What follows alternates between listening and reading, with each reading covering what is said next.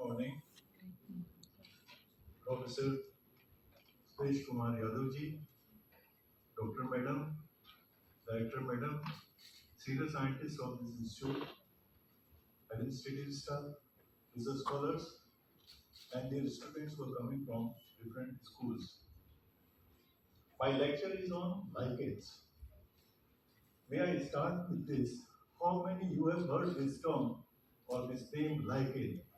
I am only asking from the students who is coming from school. Please raise your hands. Okay. How many you have seen it? How many you have seen it? Okay. How many you have eaten it? Okay, I will answer all the questions. There are major groups of plants. The bigger plants which bear flowers, we call them androgens, plants bearing flower. But there is a group of plants which do not bear flower.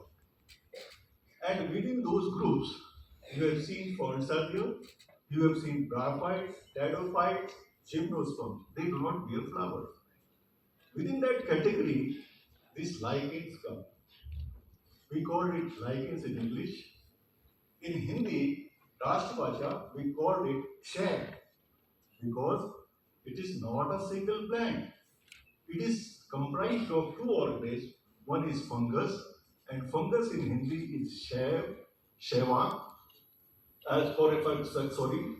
Kavak in Hindi is fungi is Hindi is kavak, and algae in Hindi is sheval.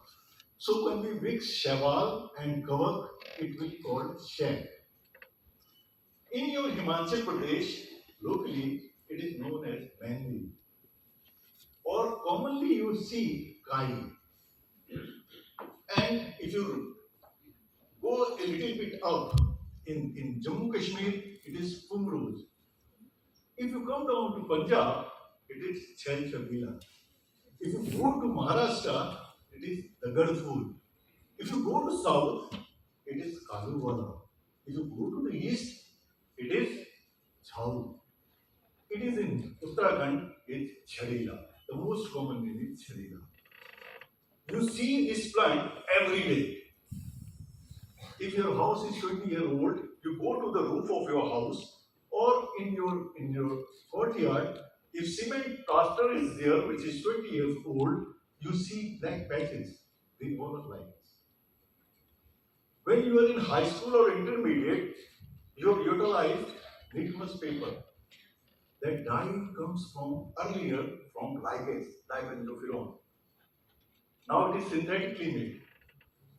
So you have used lichen as litmus paper. You have eaten it as spices, meat masala, garam masala. They all contain lichens. You have heard Hyderabadi biryani? It is famous only due to lichens because that lichen gives a flavonoid fragrance to the biryani. Have you heard about space algae? It is chlorella. But space lichen is rhizocarp. Okay? So you have heard, you have eaten, but we do not know.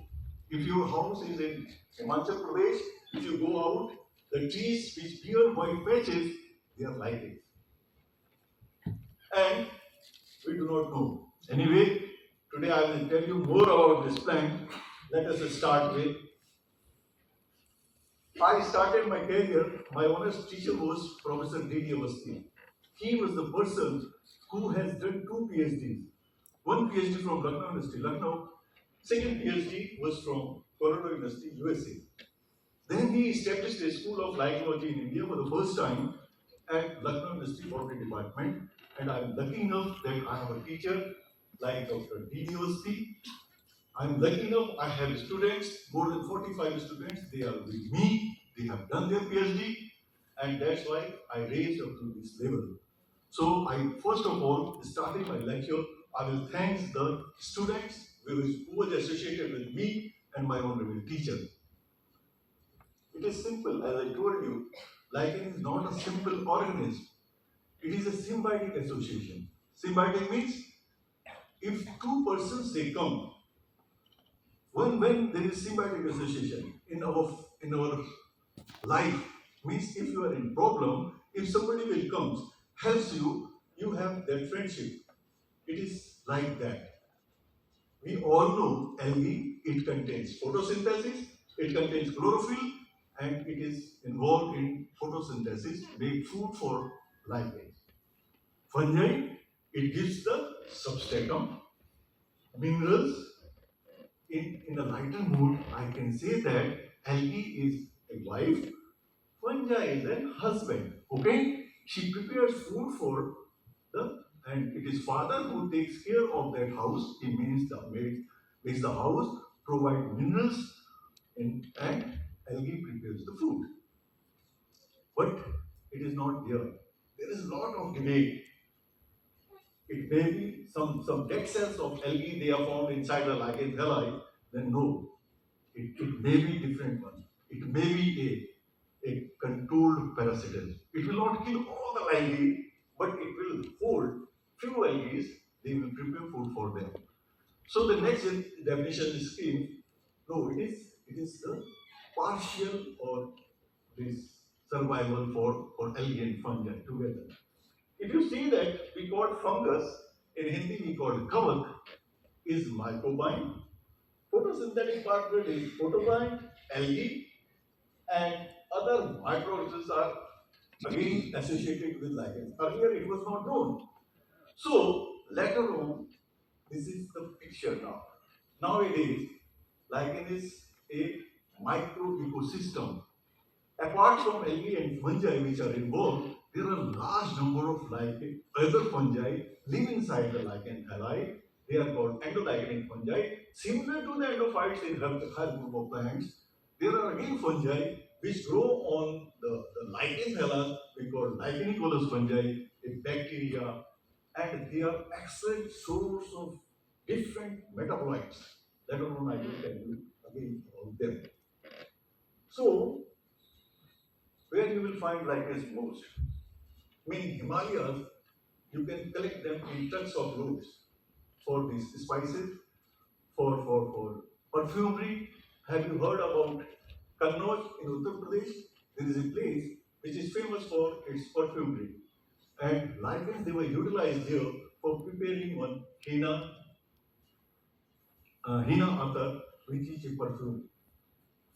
And all the supply of those places goes from Himalayas because Himalaya is very rich. Then Northeast and South India. If you see, particularly our country is a mega-diversity country. You all heard about mega-diversity? There are 17 mega-diversity countries throughout the world which has very high diversity of plants. And our country is here, one of the mega-diversity countries, which has more than 15% of different plant groups, including our lichens.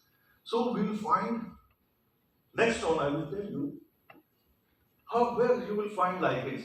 They can grow on any perennial substrate, any stable perennial substrate. As I told you that they can come and grow on your roof. They can come, grow on your tiles. They can grow on rocks, on metals. The pillars in the electric pillars which we erect in Himalayas, in moist areas, you will find lichens growing over there. So, depending on where they are growing, we call them as saxicolous when it is growing on rock, when it is growing on soil. So, based on those, their substratum, we can differentiate them. Even they can grow on our monuments too. Again, this is particularly a study which we call biodeterioration study, and it is very useful for the Archaeological Survey of India because they are the conservators who will conserve the monuments. And these lichens, they sometimes grow and they deteriorate their upper surface. There is again a debate. In European countries, they say no, we should not remove lichens from their monuments because they give a aesthetic sense. But in our country, which is mostly the part where monuments or historical buildings are there, they are tropical.